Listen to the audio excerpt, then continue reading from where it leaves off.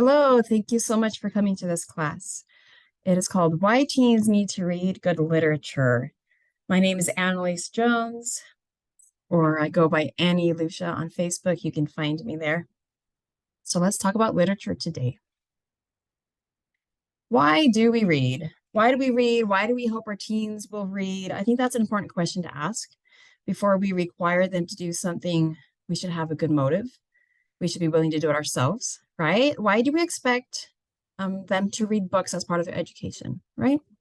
Well, a lot of people like to read for leisure. We know that you can read a good, relaxing novel or something funny, and there's nothing wrong with that. But that definitely is a certain personality type, right? They can't claim that everybody should do that. Well, what about inspiration? Sometimes we like to read poetry or nonfiction books. Nonfiction books are fine. They can inspire you to live a better life. Reflection is a little bit deeper than that. Reflection means you're going to ponder and find its relevance and try to apply it to yourself. And so that's also poetry and maybe short stories. A lot of short stories will teach us something, and we can sit down and reflect on that and then get a little lesson and get on with our life. And then learning, I hope that we want our teens and our homeschool to learn something, right? And so there's always the obvious things, like if it's a historical book or there's information in there that they're learning about the world, yes. There's also a lot of learning about ourselves and humanity and life through the eyes of the characters and being able to live an experience, through their eyes, that you're not literally living in your own life and learning those life lessons. So there's a lot there. And enriching your life. How does something as small and just entertaining as a book, how does that really enrich your life? This is when you're getting into the book. You're thinking about the book and discussing it. You're finding the principles. You are reflecting enough to develop an opinion, maybe even writing through that opinion so you can back it up and think sequentially on it. I have another class here in this workshop called Why Teens Need to Write. So I hope you look at that. So this is the ultimate motive that I hope we have with our teens, is to enrich their life. It's not so they can pass a test. It's not so they can get a language arts credit. It's so that they can be a better person, because there are messages in these books and they move your heart. They help inspire you to be a better person. They will get the teens to think, to develop their own opinions, to be able to talk through those opinions when they're having a book discussion. And that's very important for education and very important just to be a great person in life. What can we read besides Aristotle's Physics? This is a funny picture. I apologize for that. There's poetry, short stories, novels, and plays. Those are all considered literature, and I'm going to talk about each one of those and how we can learn from those. But first, how do we read? Have you heard them say, maybe this is how you felt when you were in school, you knew you were going to have a test due on a book, and you were in a hurry because you saved it for the last minute, and you say, I just got to get through this book. So how quickly can I skim? Can I just get to the end and say I read it? Check. I read the book. I did it. I got through the book, right? Is that the right attitude to have? That's not the right attitude to have, of course not. So I've got an alternate view I would like to propose to you. Instead of feeling like I got to get through this book, I'd like you to think, I need to get this book through me. And when we have our teens read books, are we just trying to check the box and say they read a book? Or do we want them to get that book through them, into their heart and soul, make a lasting impression, help them be a better person in the long run? How do we get the book through you? How do we do that? This is my take on that. If you were to do one or the other, it's better to spend 8 hours and have a book change your life than to waste 4 hours skimming the book and get nothing out of it. I don't care about check boxes, checklists. Don't waste 4 hours of your life skimming a book. Just don't. You might as well not read it, because they're not going to have a positive association with literature. They're going to think it's a chore. They're not, they're going to say, yeah, I read it. And then you go to have a book discussion and you say, what did you get out of the book? And they're like, I don't know. Like, I didn't see any. And then You're talking about the characters and what did this person go through, and they're like, huh? Like they didn't even catch that because they were too busy skimming the book. They're trying to get to the end of the book. They got nothing out of it. And now they have a bad association with literature because it was a chore and they were just reading it because they were supposed to read it. So I tell my students this on the first day of class. And I say, if you're not inspired to read a book or you don't have time to feel deeply in that book, don't waste your time reading that book. It's better to ask for an alternate assignment and I'll give you a quicker assignment. But please try to make the time to sit down and have the intention that you're going to get something out of this book, because you're not here to waste time in this class. You're not here on this planet to just go through the motions and waste time. We really need to find some meaning, get something out of it, be a better person. So don't be so focused getting to the end of the book that you didn't understand who the characters are and what they really experienced, how they grew, what they learned, and as such, through them, what you can learn. How do you become a better person through understanding this story deeply, through really having an understanding? So here's some steps of how to get the book through you. Discuss with friends. Have a conversation here. What was your favorite part and why? That's an easy question. We can all start with that, right? What character did you like? Why do you like them? Do you relate to them? What did you think about the choices, the conflicts in the story? Did you think it could have been prevented? Like what maybe alternate endings could there have been? What would have happened differently if they had made a better choice?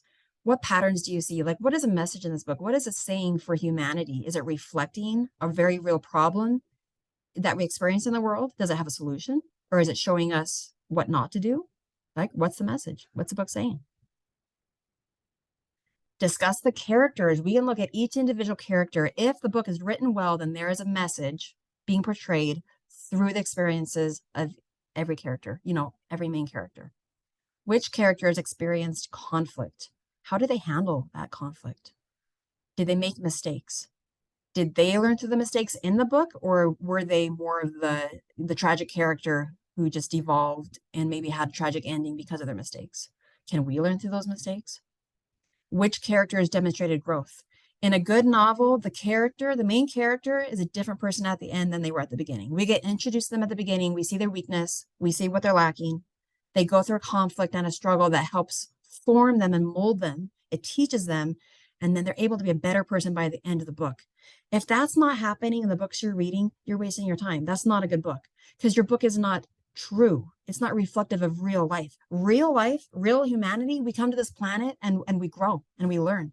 We go through hardships and those hardships mold us and we're a better person through going through them. So your books need to reflect that. Even though we're reading fiction novels, they need to reflect the truth of humanity, of human difficulty, hardship, experience, growth, life lessons. Okay, talk about the messages. What do you think the author is trying to say? They say it well. I know a few books where I'll look up the author and find out the author's background and some of their philosophies, and I'll be like, I don't think that came across in their book. What? What other messages did you find? I'm going to talk about Frankenstein. That's one of my favorite books. And when I look up the author of Frankenstein, it's portrayed in such a negative light, like they had something negative to say. And I love Frankenstein. It's very inspiring. I found a message there that the author, Mary Shelley, did not put there, according to the biographies and the commentaries that are out there.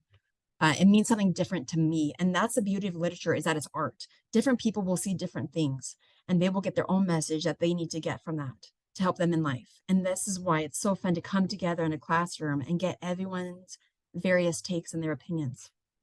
What did this book mean for you uniquely, apart from these other people? How can you tie that into your life experience? Where's the connection there?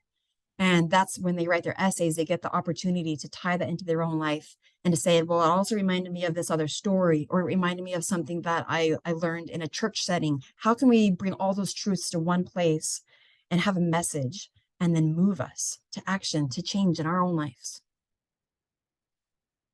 Connections. What did this book remind you of? Compare and contrast to similar stories. Maybe in another story, they had the same situation, but they handled it differently. Or maybe you have a character with a similar personality, but they went about that personality different. They grew they handle their situations differently, or they had a mentor who helped them get past certain personality flaws, right?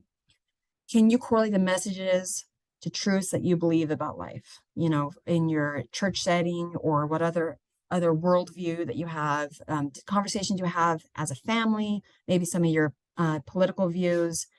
How do you correlate this and back up your views and say, well, in this book, I showed an example of this happening, and that's why I believe what I believe.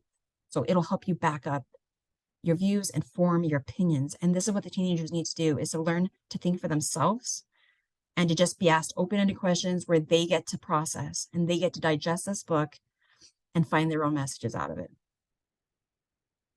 So we digest a book through examining the themes, the symbols. Are there symbols in the book? Was it just really clever how the author put them in there, or do they have a deeper meaning? Is there foreshadowing in the book? What effect did that foreshadowing have on you? Do you like to have a heads up when you know something's going to happen? Can you find those clues when you're reading a book? Do you see metaphors in the book? Or is the book itself an overall allegory? Like maybe the book is a fantasy novel, but you can really see a true pattern there, and it's making a commentary about something in real life. We need to discover true principles when we read books. This is how you get the book through you and make a lasting impression. This is how we really learn. Does it really matter if I'm learning about the historical time period or I'm learning about a certain culture if I'm not finding the principles, the truths, right? A true education means you're understanding truth. That is what an education should be. What is a principle?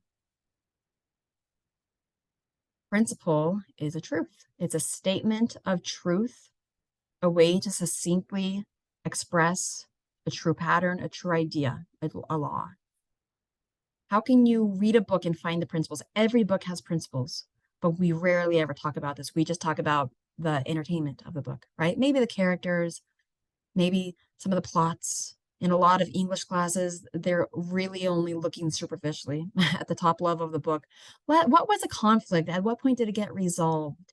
You know, what's the falling action? Where's the resolution? And what, you know, that's very superficial. We need to go deeper and find the actual truths in the book, find the principles, right? How do you find the principles? That is the trick. How do you read a book and say, here's the meaning of the book? How do you identify a principle?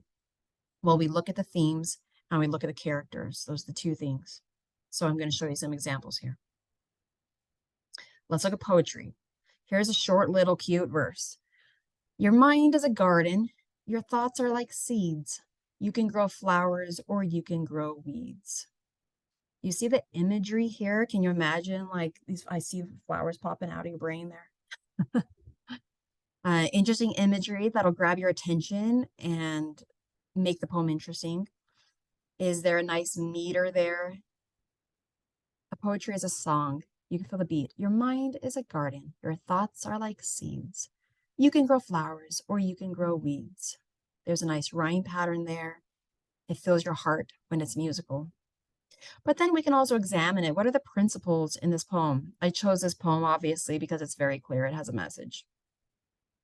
The principle here, your mind is a garden. There's a principle right there. Well, that's also a metaphor. Your mind is something that is impressionable, and you get to choose what you're going to put in your mind, and it's going to bear fruit. That's the principle. Be careful what you put in your mind. It will bear fruit. Be careful because some things are like weeds and they will grow out of control if you give in to those thoughts or habits. If you go down that road, it might get out of control. So the principle here tells you, be careful. You have power over your mind and you need to exercise that power so it doesn't get out of control like a weed. What about short stories? I was trying to think of one that we all maybe know. I hope you're familiar with The Telltale Heart. That's Edgar Allan Poe's famous short story about a crazy guy who, it's actually pretty gory, but he murders someone and chops them up and hides them in the floorboards. And then the police come for a visit, or the police come because they heard someone screaming. And the murder guy, main character, is he's trying to play it cool, of course, like anybody would. but he's insane and he's having this hallucination. He can hear this heart beating under the floorboards, and he's like, oh my goodness, the cops can hear it. What am I gonna do? Ah! He ends up panicking and just thinking, I just better confess. Yeah. And the cops are so taken aback because that's not even why they were there. They were just sitting having a chat, you know, and this guy's mind is just like going crazy until he panics and can't help but just tell all and confess. Such an interesting story. The themes in this story are conscience and insanity. The character we learn about insanity. You'll have to excuse me. I just get a big kick out of this. I studied English and psychology, and I love mixing those together and finding the best weird people stories. So the characters will tell us a lot. You see what this man is struggling with. What's his conflict? His conflict is his guilt. That guilt drives him insane. It causes the hallucinations. What are the true principles that we learn through this man's struggle with his conscience? This is a story of what not to do. Very valuable stories. We don't just read stories that like lay it out there and tell us exactly what to do. We read stories of people who messed up so that we can learn from their mistakes. What not to do. The true principle here is to have a clean conscience, to not murder people, right? Because it's not going to go well. Don't hide your crimes. Have a clean conscience, confess, be an honest person, be a good person, and try to take care of your insanity before it gets you into trouble, right? Okay, let's talk about a few novels. These are some of my favorites. The Secret Garden, such a beautiful story. Wow. This is definitely a story where the character you have at the beginning of the novel is completely different from the character you have at the end of the novel. You're probably familiar with The Secret Garden. Maybe you've just seen the movie, but we start with this horrible, grouchy, very negative, pessimistic, victim mindset girl. And she is transformed through nature, through curiosity, through having some freedom, some free time to go explore. So there's lots of themes happening here. This is a novel about growth, healing from grief. There's three characters here experiencing grief. She lost her parents, her cousin lost his mom, and his dad is absent. And the man, Mr. Craven, is deeply embedded in his turmoil from losing his wife. So we have three people who are healing from grief. And it's so beautiful how nature heals them. And through love and kindness, Mary reaches out to Colin and serves him, helps him get on his feet, come outside. You've got to come see nature. Nature is so healing. Come out here with me. And Colin then turns to forgive and love his dad and shares that healing with his dad. It's this beautiful chain reaction of how healing is contagious. So the themes here, we just look at, okay, I see nature happening. I see this character growth about healing. I see the friendship. There's definitely a theme of friendship. Characters, what true principles can we find? Again, what not to do. Was Mr. Craven living a good life, running away from his son, going on trips, trying to forget his problems? That's not a good way to handle our problems, right? What about Colin laying in bed complaining, woe is me, I have a horrible life. So everybody do what I say because I'm in charge. I'm not going to live very long. So you just have to please me, right? Being totally spoiled and bullying your servants around. That is an example of what not to do. When a character turns you off and gives you this gross feeling in your stomach, you know that you are learning a lesson because you don't want to be like them, right?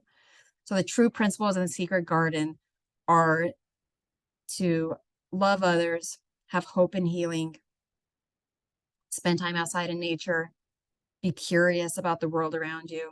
It's just so beautiful, Martha and Dick, and how curious they are, how they have this free time to go and explore the world. I like using this book as a homeschooling story, how children need to have time to play and explore the world rather than being put in a box and having no curiosity and love for life. What about The Giver? This is a completely different book. This is a dystopian novel where you've got an interesting government situation going on. And a lot of the characters are just fine with that. But this main character, he wakes up and he realizes there's a problem here. And this is not a good way to have a society. So the themes we see are political themes, like having an overly authoritarian government and the rebellion against that government, or trying to think for yourself. And then specifically, it's about feeling pain, experiencing hardship. Their government thinks they're doing a good job by protecting everybody and not having any pain in life. But then we see the problem with that, and that gets them into trouble. So this is a very important book to talk about, why do we have opposition and pain in life? Do we wish we didn't? Or is it a good thing? Can we grow through that pain so we're not blind and innocent and we have no idea what we're doing, what actions we're taking? Jonah's father in this book is complicit in murdering babies, and he has no idea because he just does whatever the government tells them. And you know, you can't have twins, that's a problem, and you can't have any disabled babies, so let's just get rid of them. And they're just not, they don't see anything wrong with that. They don't question at all, right? So this book teaches you to think for yourself.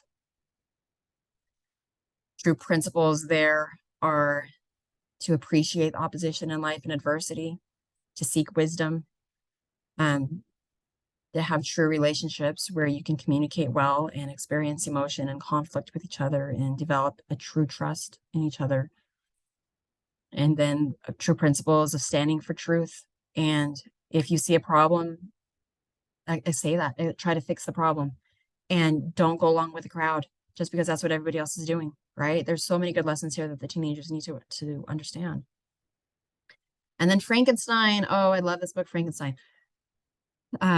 You're probably familiar with this. It's about a doctor, Dr. Frankenstein, who creates a human, a living, breathing human, and then he walks off and forgets to, you know, like teach him about the world and raise his creation as his child or something.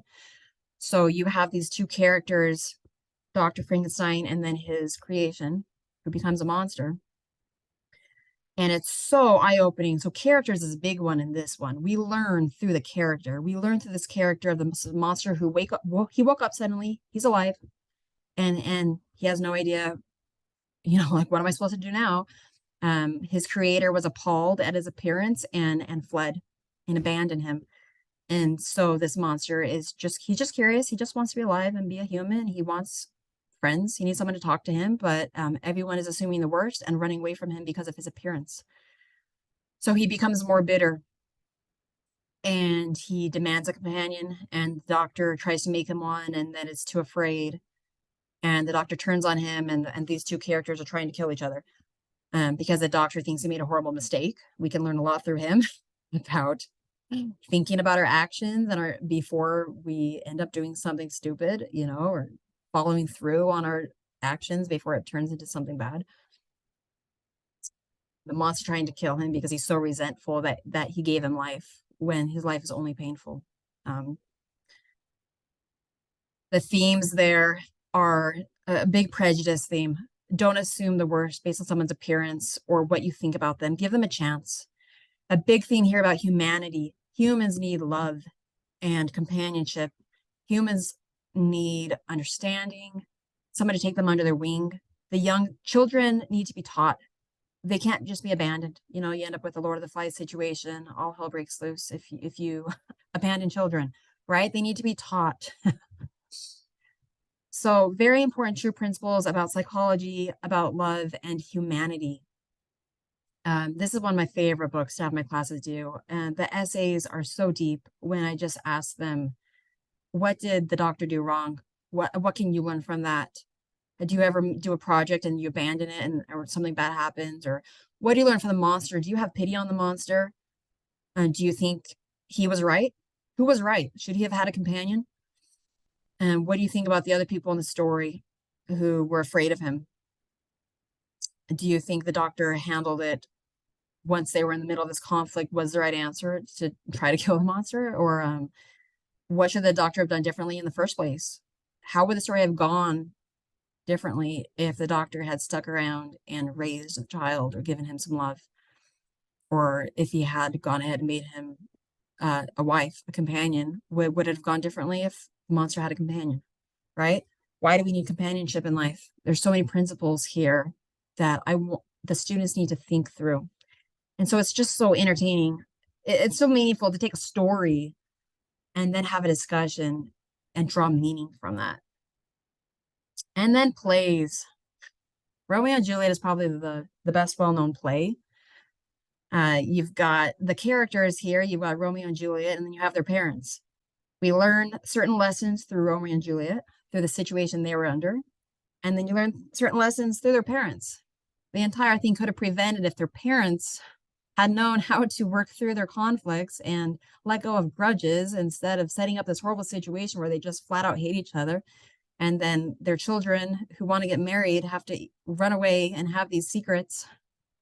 And then this horrible misunderstanding happens where, yeah, this is a silly story of impulsivity, making rash decisions in haste.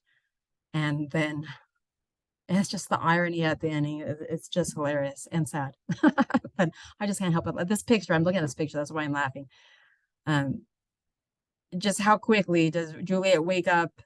Who is it? Who wakes up and sees the other person dead? And then they kill themselves. Juliet kills herself because she thinks Romeo's dead. Because Romeo took the poison because he thought she was dead. Now I'm getting it mixed up. So true principles here. What do we learn from the parents? Obviously, we need to work out our conflicts. We need to get along with people.